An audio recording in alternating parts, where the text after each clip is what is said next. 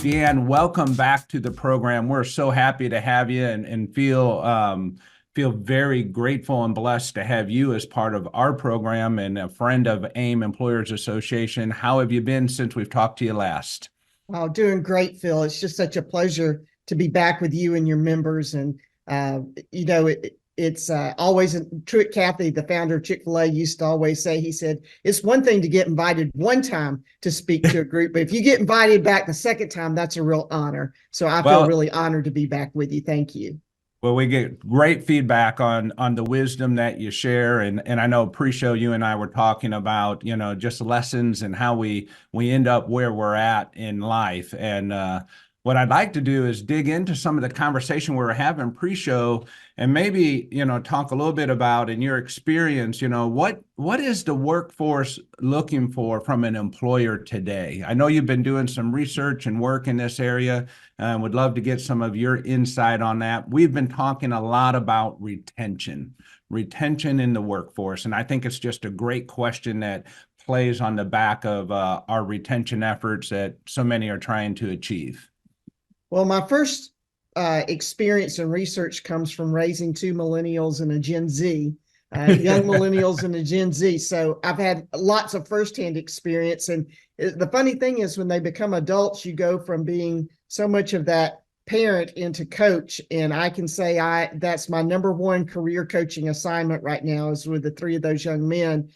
Also, I serve High Point University as one of their executives in residence around talent acquisition. So, and my third book, Crush Your Career, has put me on lots of college campuses and with lots of young people young in their career. And what I've come to conclude is this, and this is backed up by research as well, but this is also, I fully believe this from my observation.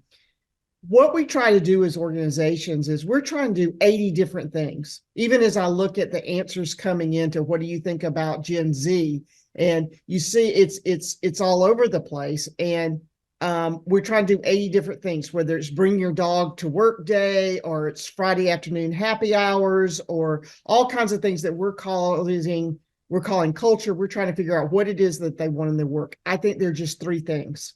If you do All right. these three things, I think they cover the 90% of the issues. So number one, and we can break these down. I'm going to tell you what all three are, and then we can break them down as you want to. Number one is they want to be a part of a remarkable culture. And I'd love to talk about what that means.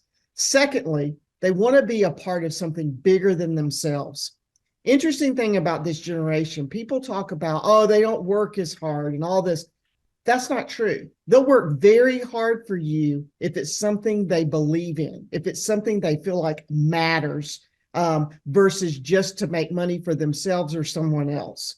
And then thirdly, and I actually think this is most important to our younger millennials, maybe even older millennials, but our millennials and our Gen Z, which is most of what we're hiring now in our organizations, they want a leader who will invest in them both professionally and personally in their development. So it's those three things that these two generations are really looking for So as they where look does for a pet job and why they insurance come start. from? Where's pet insurance fit into this? Like I'm It, talking, they're like, well, we offer pet insurance and that's how, and it's like, I'm with you, Dee Ann. I'm like, okay, I don't think it's about pet insurance at all. It might be something you want to do, but it's not where we want to focus our attention and energy. Let's get back to remarkable culture. You mentioned that we can sure, get into that. I'd like to dig into that one a little bit deeper. What does sure. that mean when you say that? Well, you're gonna notice that I like things in threes. I think that was from my mentor at Chick-fil-A. But anyway, I think there are three things there that you're really focused on, and possibly four. I'll tell you what the fourth one is. But the first one is a meaningful purpose. And so that kind of plays into that second thing about being a part of something bigger than yourself. That answers that question. The purpose answers the why question. Why do we exist? So they want Yes. to be a part of something that matters. Secondly, and I think this is really important for this Gen Z. I'm having a hard time with that word today. And it's early, I guess. But they want a challenging mission. They want to be a part of something that a big goal, a big, hairy, audacious goal, if you will, to achieve. And Yeah. they want to be challenged by that. This is a talented generation. and they want big goals to achieve. And then the third part of a remarkable culture is demonstrated core values. And you notice I use the word demonstrated, and that starts from the leaders, the ones that are on this call, all throughout the organization, because they're not demonstrated by leadership and they're just put on a screensaver or hung in a conference room. They don't mean a whole lot.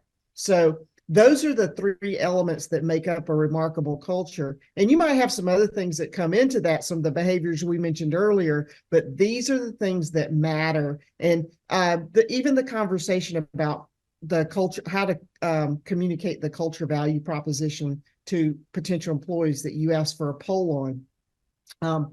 And it's interesting, of all the things I read there, and I guess word of mouth kind of plays into it when I look at that, but that's going to come back again to leadership. And that's why I'm so glad that our organizations are spending more time in person than virtually, because that has to be caught, not just taught. And it's caught by spending time with the organization and really seeing what goes on and what leadership demonstrates.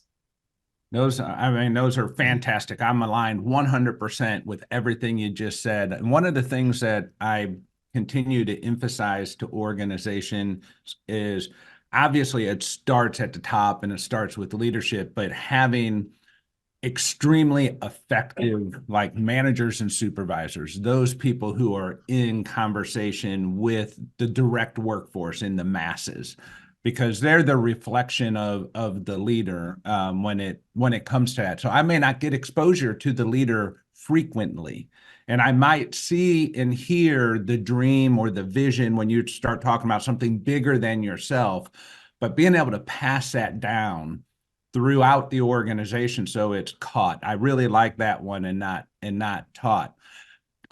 We talked a little bit about mentoring and those types of things, and maybe employees staying for 2 or 3 years in the workplace. How or why is that important in your mind? Well, that is what's kind of expected out of this generation now, is they're only going to be in a job a couple of years. And so if you get 5 years out of them, you really accomplished something. So how do you do that? Well, one of the most important pieces is that mentoring piece, that investing in them personally and professionally. So let me talk about that for a moment.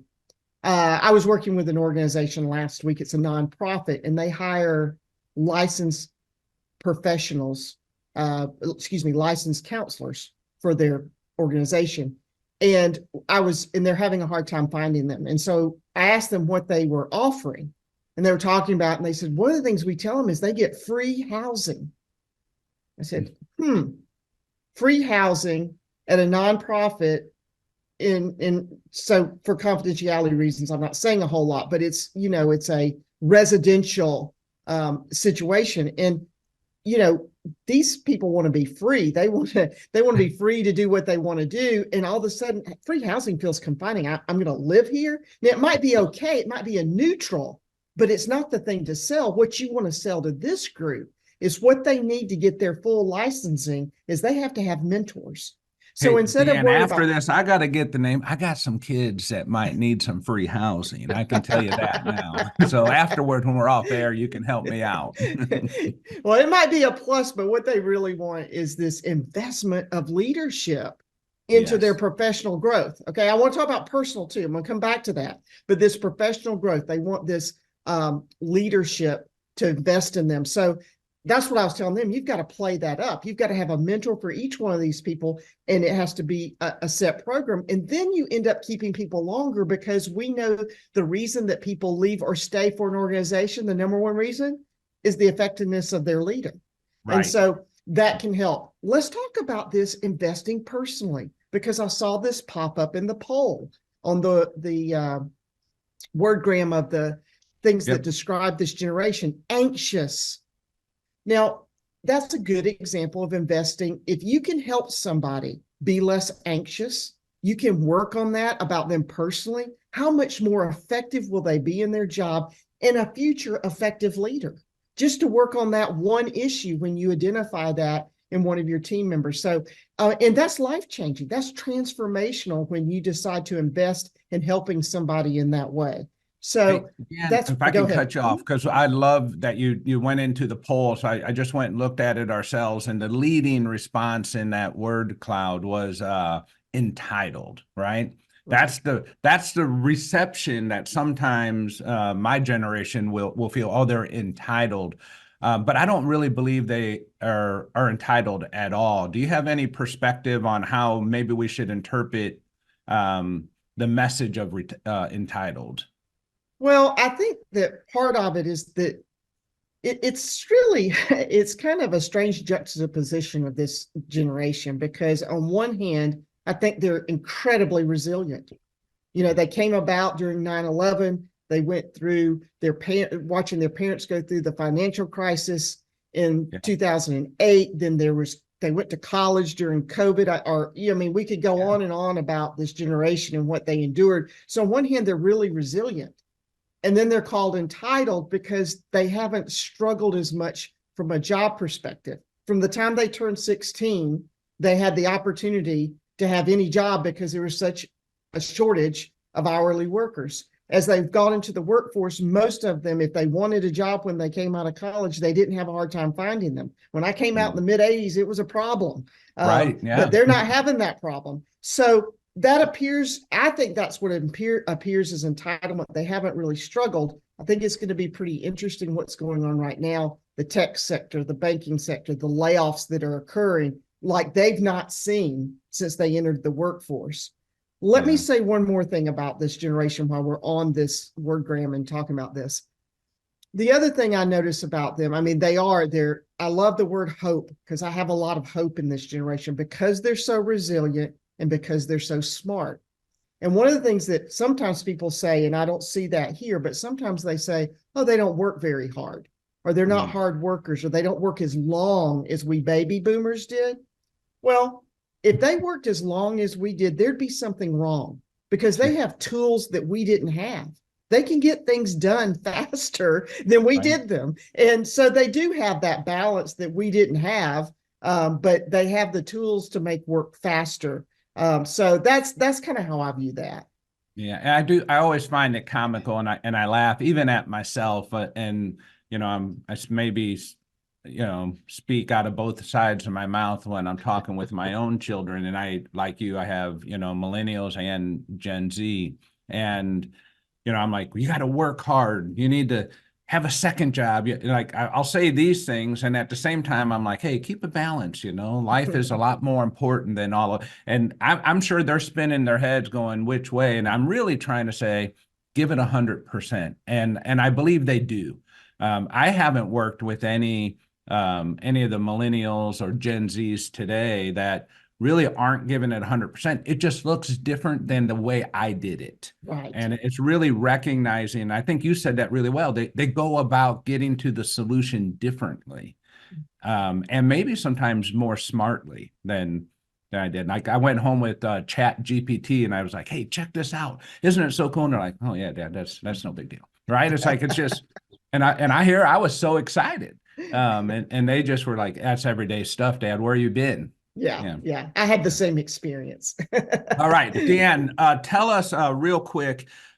You always like to give things away. I know you're trying to help people all the time, and you have a special gift for people if they would visit your website. How can they maybe take advantage of the gift you want to give them?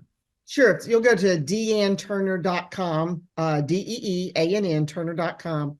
You can download my top 25 behavioral interviewing questions. Some will apply for the jobs that you have available, some won't.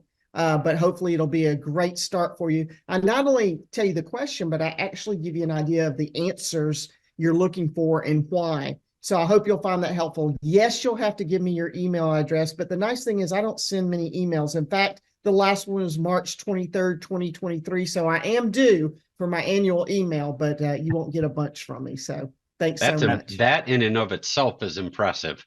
That's right. That's right. But that's a great gift. I can tell you, I've seen the questions. I have not seen the answer, so I'm going to go on and get those myself because I think we can ask the right question, but if we're not listening for the right answer, that equally is as important as well.